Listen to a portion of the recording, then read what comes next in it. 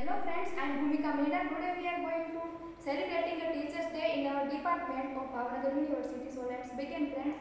Today my topic is Sultana's Dream by Begum Rokeya. So let's begin friends.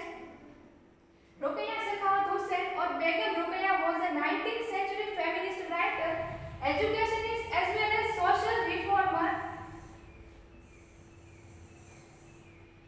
Rokeya emphasized women education to emancipate them so that they could be free as humans.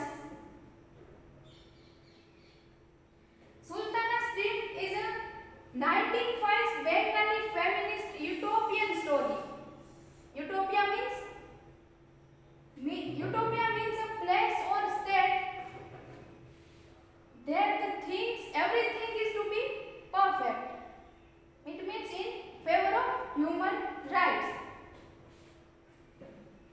The novel portrays a world in which women rule the world and men are the subordinate beings. It means opposite world of our society, our country. The story is the first known work of Indian science fiction.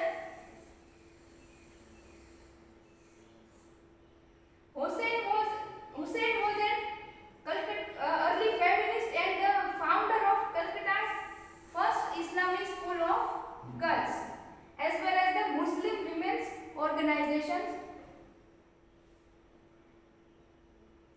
For who may not know, Begum Rokeya was an advocate of women's rights and in British rule time.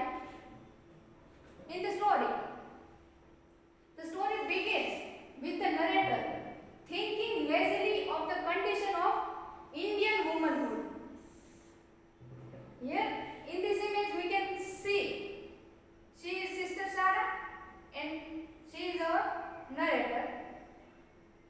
A friend, Sister Sarah, enters the room and greetings her good morning, although it is night time.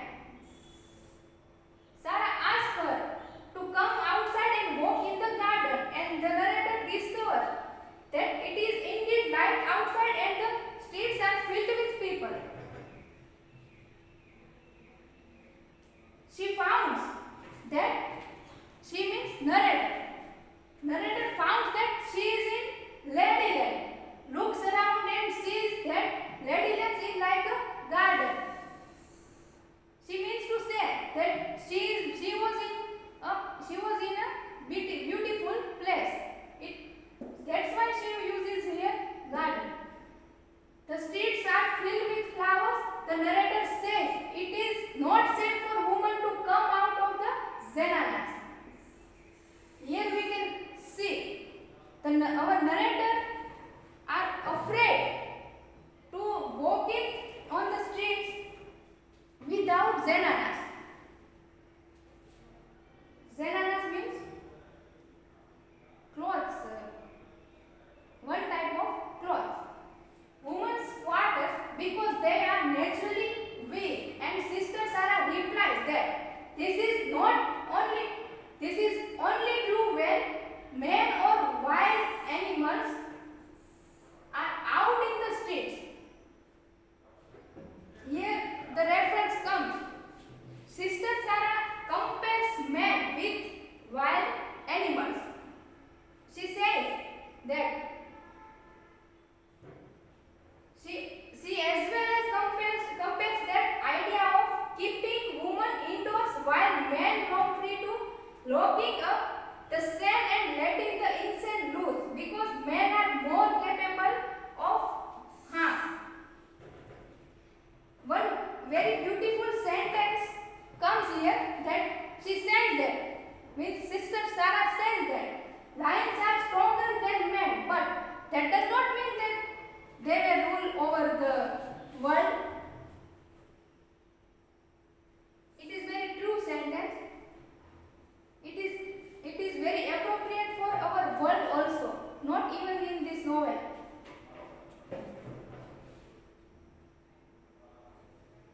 Then, in this novel,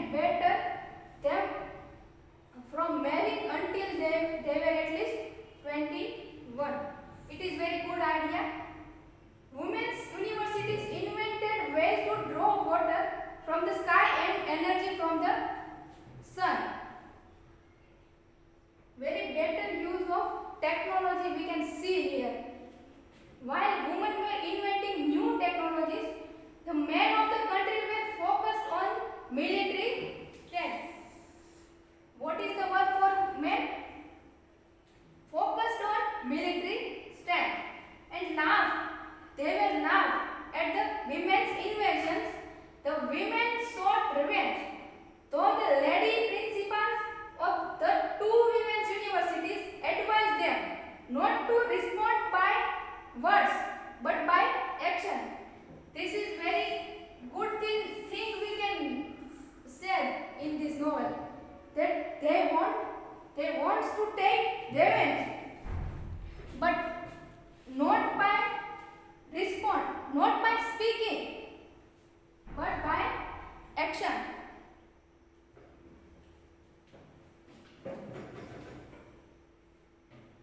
Then Sister Sarah explains that the system is called Mardana. Mard is the Urdu word for man.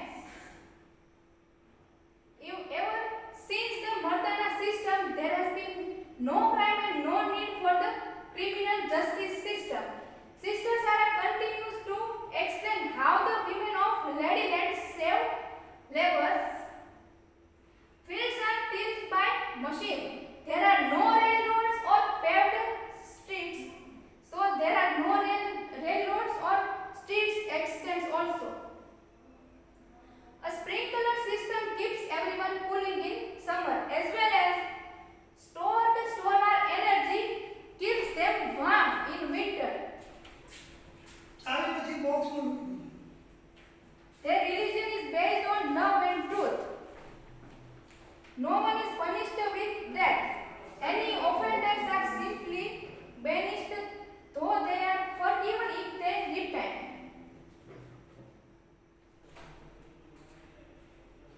The narrator asks if she can meet the queen, and Sister Sarah obligingly assembles a hydrogen power air gun.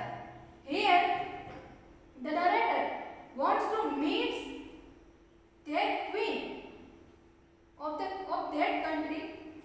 Then Sister Sarah obligingly assembles a hydrogen powered air car. Here we can see the air car, hydrogen powered air car. Better in the technologies used in a better way that takes them to her. The queen greets them both and tells the narrator about their trade. Ladyland trades only with the women of other countries, not men. They prefer to seek knowledge rather than wealth and try to enjoy that nature provides them.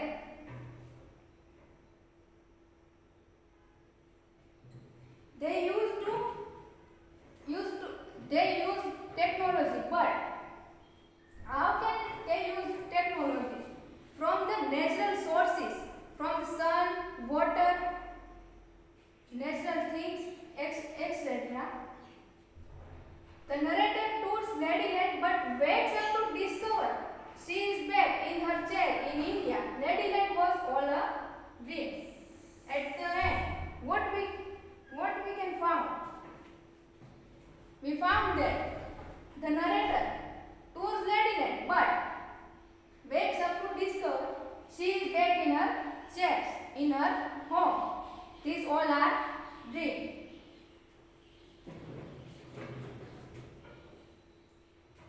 So, the story is a significant work of early Indian feminism as well as science fiction also. It's an idea of education for women were radical for the time period. So, we can say that it is very better work for feminism.